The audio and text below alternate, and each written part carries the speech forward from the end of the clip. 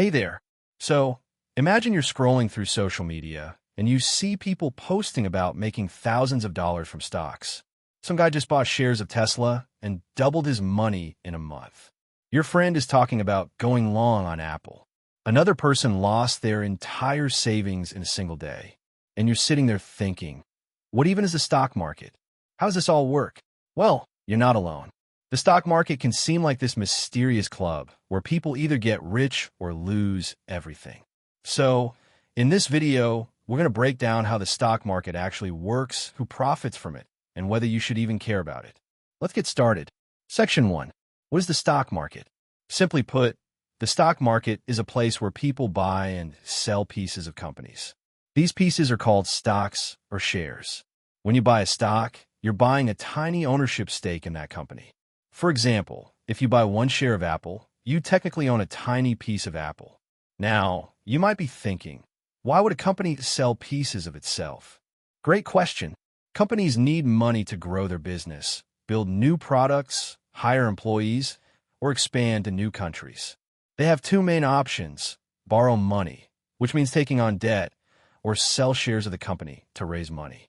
When a company decides to sell shares to the public for the first time, it's called an IPO, or initial public offering. Before the IPO, the company is privately owned, meaning only a small group of people like founders and early investors own it. After the IPO, anyone can buy shares, and the company becomes publicly traded. So, the stock market is basically a marketplace where these shares are bought and sold every single day. Section 2. How does stock trading actually work? You might have seen movies where traders are yelling and waving papers on a crowded floor. That's the old way of trading, and it still happens in some places like the New York Stock Exchange. But today, most trading happens electronically through computers and apps. Here's how it works. Let's say you want to buy shares of Netflix. You open a trading app like Robinhood, E-Trade, or Fidelity, search for Netflix, and place an order to buy 10 shares. Your order is sent to a stock exchange, like the NASDAQ or NYSE, where buyers and sellers meet. If someone is willing to sell Netflix shares at the price you're willing to pay, the trade happens instantly. Now, you own 10 shares of Netflix. But here's the thing, the price of stocks changes constantly. Every second, the price goes up or down based on how many people want to buy versus how many want to sell. If more people want to buy Netflix stock, the price goes up. If more people want to sell, the price goes down. This is called supply and demand. And that's why you see stock prices jumping around all day long. Section 3. Why do stock prices go up and down? Stock prices don't just move randomly, although sometimes it feels that way. There are several reasons why a stock's price changes. First, company performance. If a company reports higher profits, strong sales, or a new breakthrough product, investors get excited and buy more shares, pushing the price up. For example, when Apple announces a new iPhone with amazing features, its stock price often rises because people believe Apple will make more money. On the other hand, if a company reports losses, scandals, or bad news, investors panic and sell their shares, causing the price to drop. Second, market sentiment. Sometimes stock prices move based on how people feel about the economy or the future. If investors are optimistic, they buy more stocks and prices rise. This is called a bull market. If investors are scared about a recession or crisis, they sell stocks and prices fall. This is called a bear market. Third, external events. Things like wars, pandemics, government policies, or natural disasters can affect stock prices. For example, during COVID-19, many stocks dropped sharply because businesses shut down and people panicked. But tech stocks like Zoom and Amazon went up because more people worked from home and shopped online. Fourth, speculation and hype. Sometimes stocks go up not because the company is doing well, but because people think it will do well in the future. This is why you see meme stocks like GameStop skyrocket, even when the company isn't making huge profits. People buy because they believe others will buy, creating a hype cycle. Section 4. Who actually profits from the stock market? You might think the stock market is just for rich people or Wall Street experts, but actually, different types of people and institutions participate. First, retail investors. These are everyday people like you and me who buy and sell stocks through apps or brokerage accounts. Some retail investors make money, but many lose because they don't have the same resources or information as professionals. Second, institutional investors. These are big players like hedge funds, mutual funds, pension funds, and investment banks. They manage billions of dollars and have teams of analysts, insider connections, and advanced technology.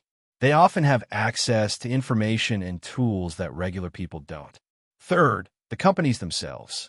When a company sells shares during an IPO, it raises money to grow its business. However, after the IPO, the company doesn't directly profit when its stock price goes up. The people who profit are the shareholders who bought and sold the stock. Fourth, brokers and exchanges. Every time you buy or sell a stock, someone is making money from fees and commissions. Brokers, exchanges, and trading platforms profit from your transactions, even if you lose money. So, who really profits? The people who buy low and sell high, or those who hold on to good stocks for a long time? But statistically, institutional investors and professional traders have a much better success rate than retail investors because they have more resources and experience. Section 5. Should you invest in the stock market? Now, here's the million-dollar question. Should you invest in stocks? The answer depends on you. Investing in the stock market can grow your wealth over time, but it's not a get-rich-quick scheme. Historically, the stock market has returned about 10% per year on average, which means your money can grow significantly if you invest for the long term. However, there are risks.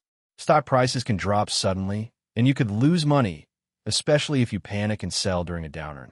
Many people lose money in the stock market because they buy based on hype, sell out of fear, or try to time the market. If you want to invest, here's some basic principles. First, do your research. Don't just buy a stock because someone on social media said so. Understand the company, its business model, and its financial health. Second, diversify. Don't put all your money into one stock. Spread it across different companies and industries to reduce risk. Third, think long-term. The stock market can be volatile in the short term, but it tends to grow over decades.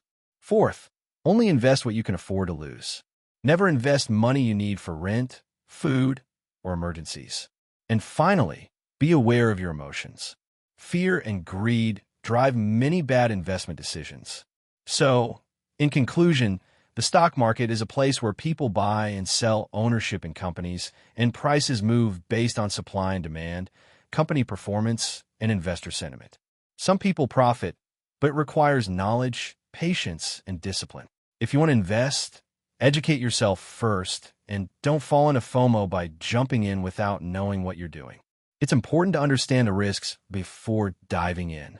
If you want me to make other videos explaining these topics, please like and subscribe. Thanks for watching.